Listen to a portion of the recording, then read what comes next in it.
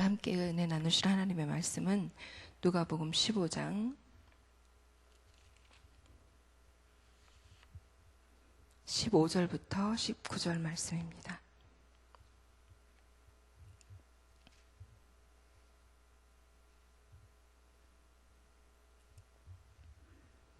함께 한 목소리로 천천히 봉독하겠습니다.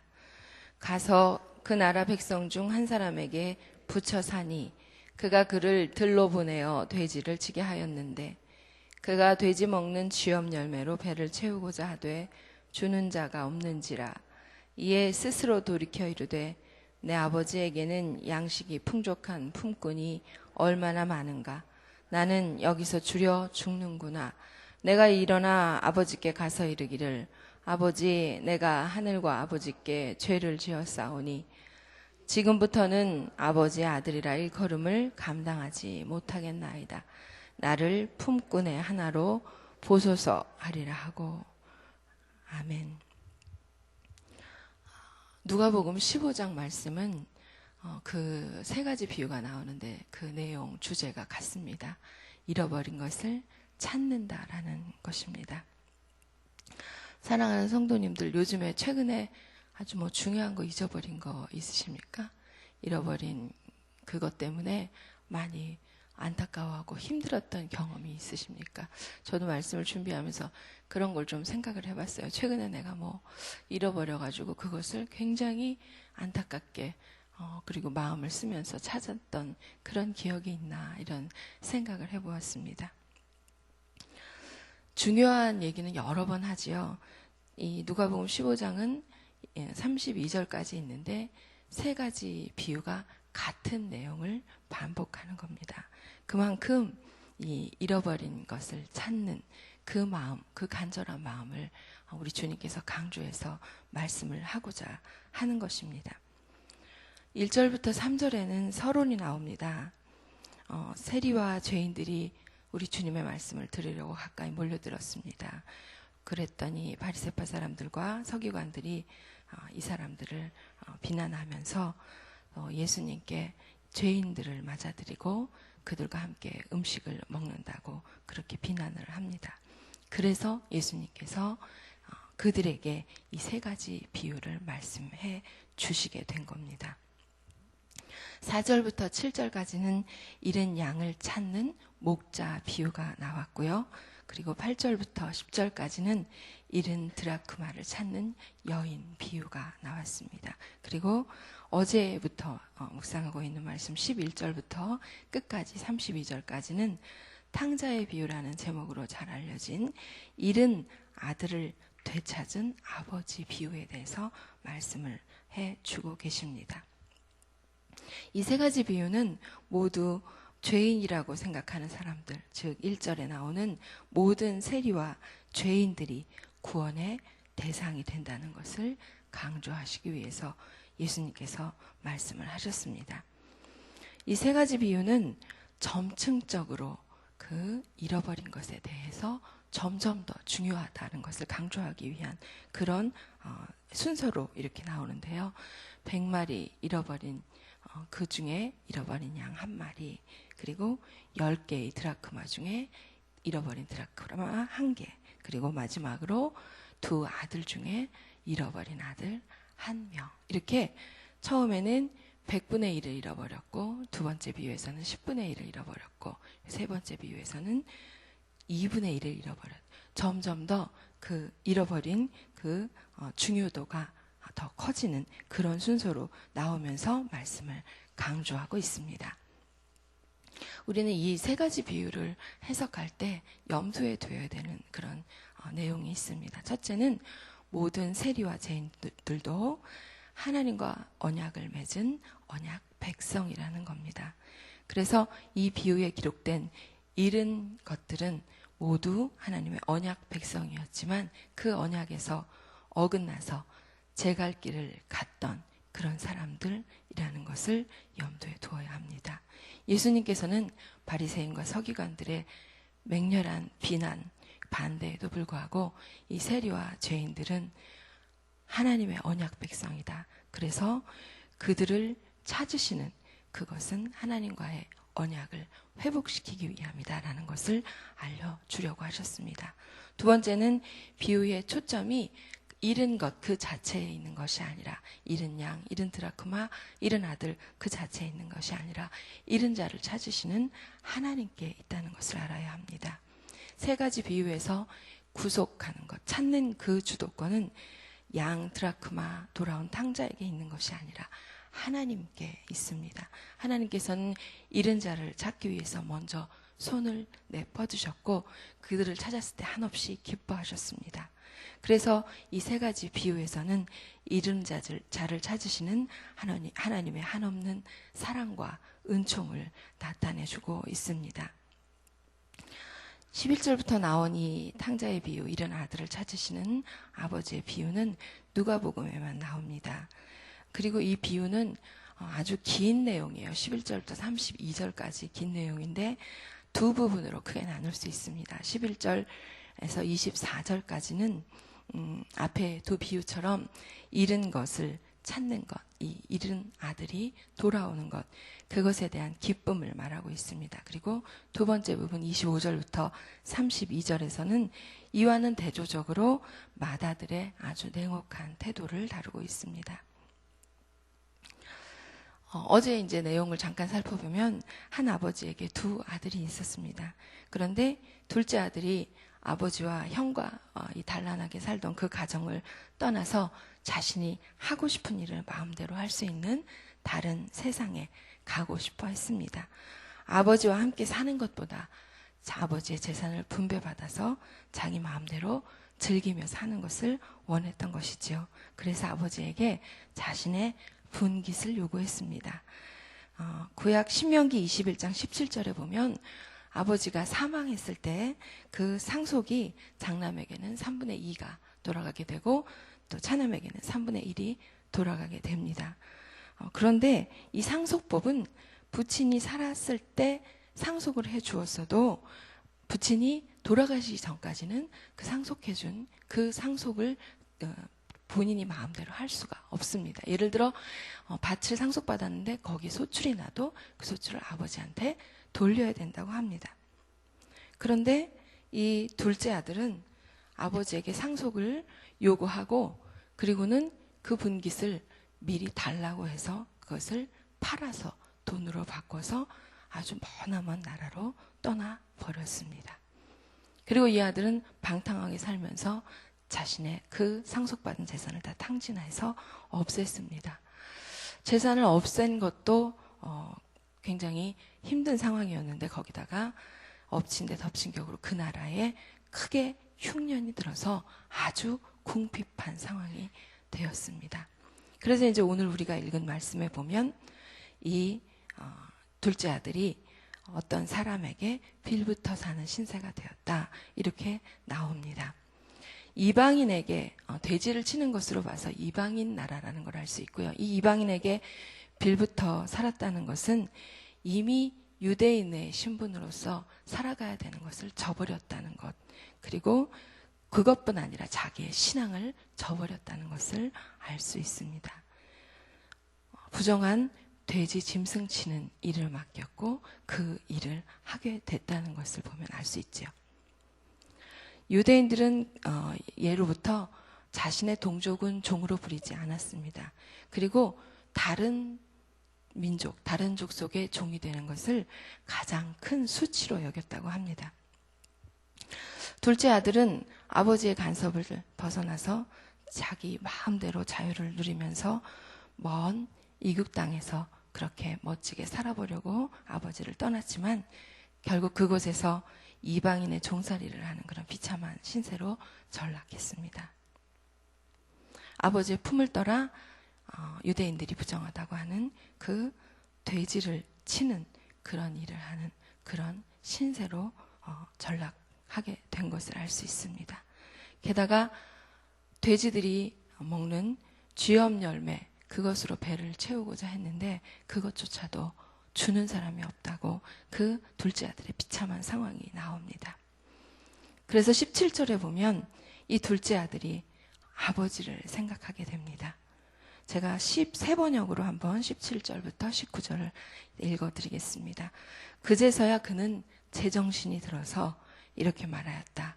내 아버지의 그 많은 품꾼들에게는 먹을 것이 남아 도는데 나는 여기서 굶어 죽는구나. 내가 이런 아버지에게 돌아가서 이렇게 말씀을 드려야 하겠다. 아버지, 내가 하늘과 아버지 앞에 죄를 지었습니다. 나는 더 이상 아버지 아들이라고 불릴 자격이 없으니 나를 품꾼의 하나로 삼아 주십시오. 우리가 읽은 성경에는 스스로 돌이켜라고 표현이 되어 있고요. 새 번역에는 그제서야 제정신이 들어서 이렇게 표현이 되어 있습니다. 문자적으로 그 자신에게 정신이 들어와서, 정신이 와서 이렇게 표현할 수 있고, 이것은 히브리적 사고로 회개를 말을 하는 겁니다. 그리고 18절에 죄를 얻었사오니 라는 표현에서도 보면 헤마르티온, 이것은 원어적인 의미에서 표적에서 빗나갔다, 정도에서 벗어났다, 잘못 행했다라는 원어의 뜻이 있습니다. 그래서 이것을 다르게 표현해 보면 제가 마땅히 갈 길을 가지 않고 정도에서 벗어나 잘못 행했습니다. 이렇게 고백을 하고 있는 것입니다. 둘째 아들이 아버지와 자기 자신의 나라를 떠나서 멀리 이방 나라에서 허랑방탕한 삶을 살아온 그런 자신의 삶을, 자신의 행동을 뉘우치고 죄를 용서받기를 구하는 마음, 그 마음이 잘 이 내용에 표현이 되어 있습니다. 내가 하늘과 아버지 앞에 죄를 지었습니다. 하늘은 하나님을 의미합니다. 그래서 하늘이라고 히브리인들이 쓸 때는 이것은 하나님을 이야기합니다. 아들의 죄는 다양한 각도에서 생각해 볼 수 있습니다. 아버지에게서 독립되기를 원했고 또 아버지의 재산을 마음대로 다 탕진하였습니다.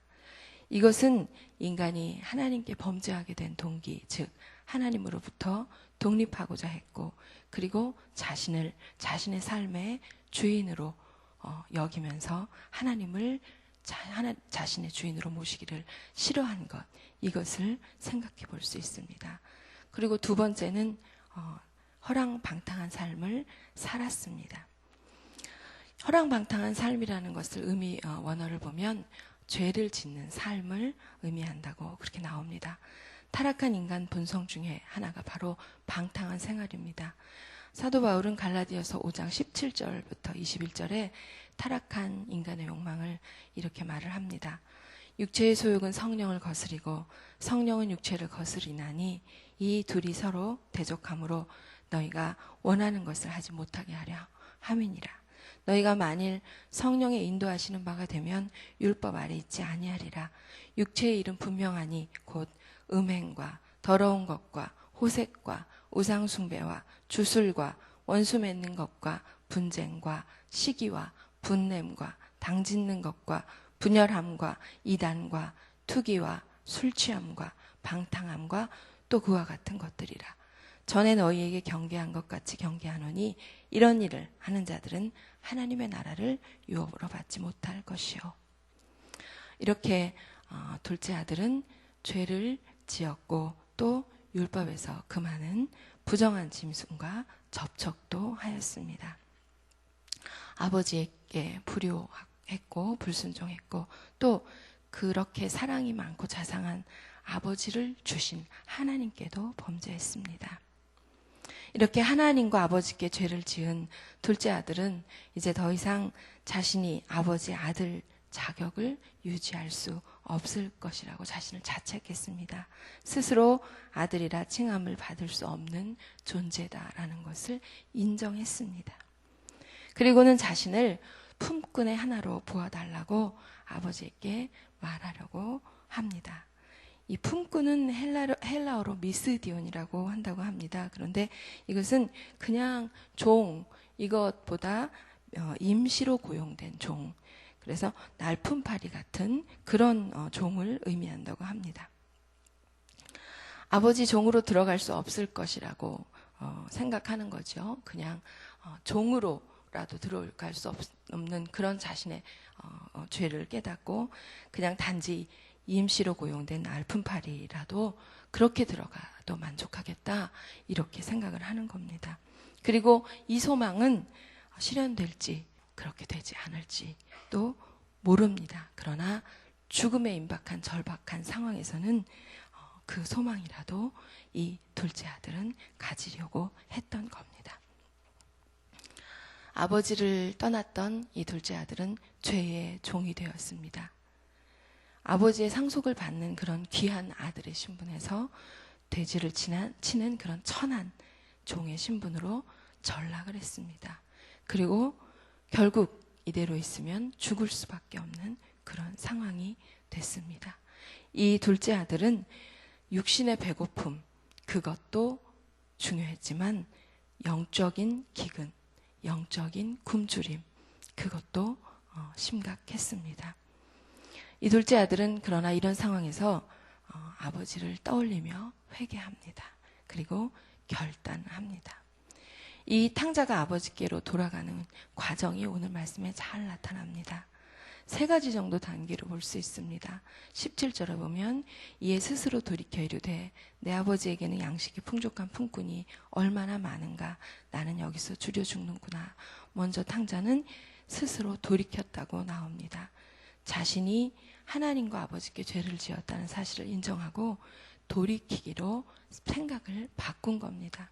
두 번째는 18절 19절에 나오는데요.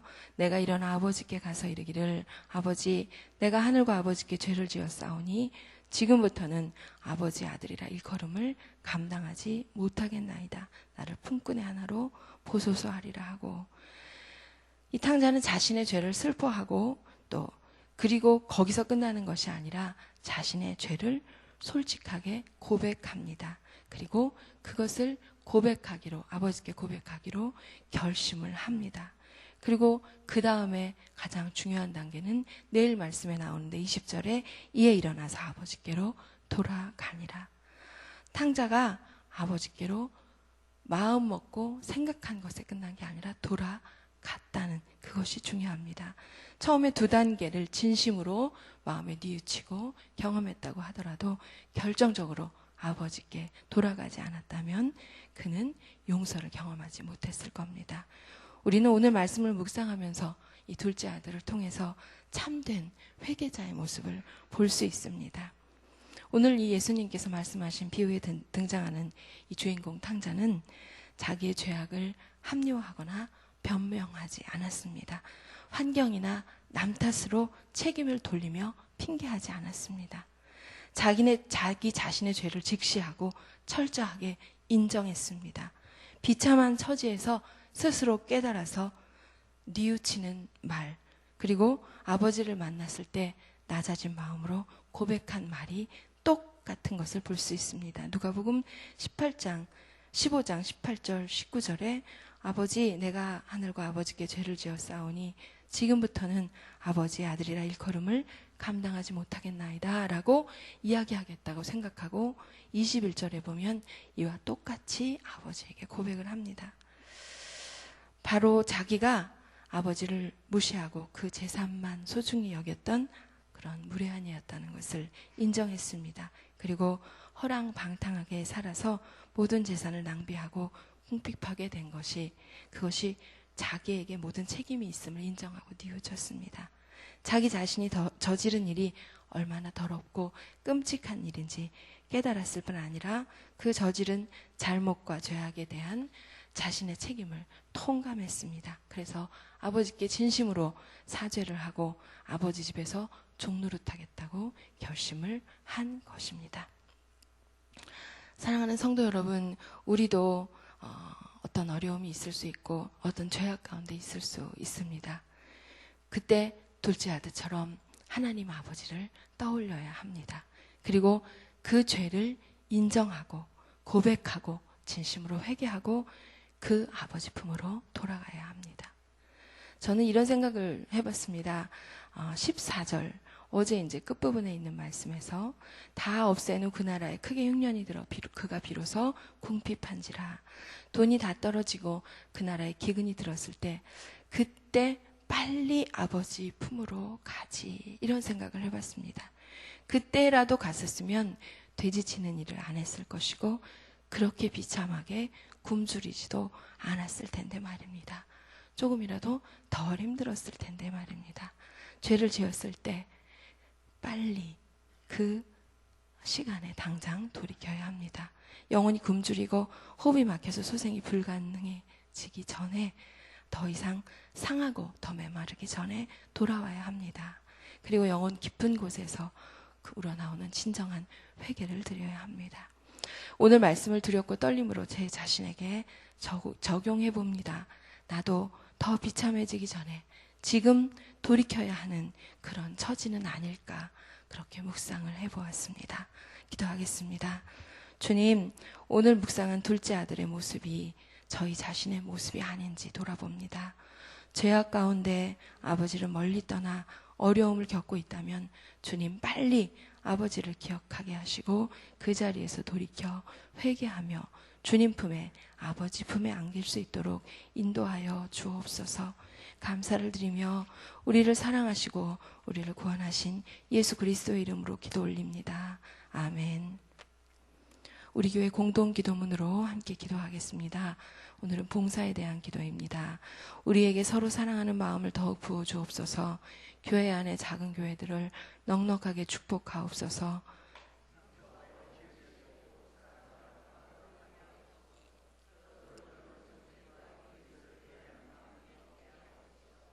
사회의 약자를 끌어안는 신앙적 어머니 공동체, 소외된 계층을 돌아보는 사회적 희망의 공동체, 올바른 가치를 살아내는 정신적 공유의 공동체이게 하옵소서. 우리 교회가 여기 있어 지역사회와 시대가 복되게 하옵소서. 아멘. 함께 주기도문 하시겠습니다. 하늘에 계신 우리 아버지, 아버지의 이름을 거룩하게 하시며 아버지의 나라가 오게 하시며 아버지의 뜻이 하늘에서와 같이 땅에서도 이루어지게 하소서. 오늘 우리에게 일용할 양식을 주시고 우리가 우리에게 잘못한 사람을 용서하여 준 것 같이 우리 죄를 용서하여 주시고 우리를 시험에 빠지지 않게 하시고 악에서 구하소서. 나라와 권능과 영광이 영원히 아버지의 것입니다. 아멘. 이 시간 다음과 같은 기도의 제목으로 함께 기도드리겠습니다. 지금 들은 말씀이 내 삶으로 이어지게 하옵소서. 2015년 예배 말씀 기도 선교 운동에 하나님의 은혜와 복이 넘치게 하옵소서. 한 사람이 한 사람 전도에 힘쓰게 하시고 VIP 전도 대상자들에게 구원의 은혜를 내려 주옵소서.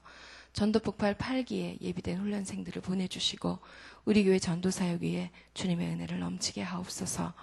교육부서 여름 사역이 잘 준비되게 하시고 목회자님들과 선생님들을 축복하소서. 2015년 여름 선교를 준비 중인 일본 선교부와 의료 선교부를 축복하옵소서. 공동의 기도문을 위해 함께 기도해 주시고 가지고 오신 각자의 기도 제목을 따라 기도하시다가 자유롭게 돌아가시겠습니다.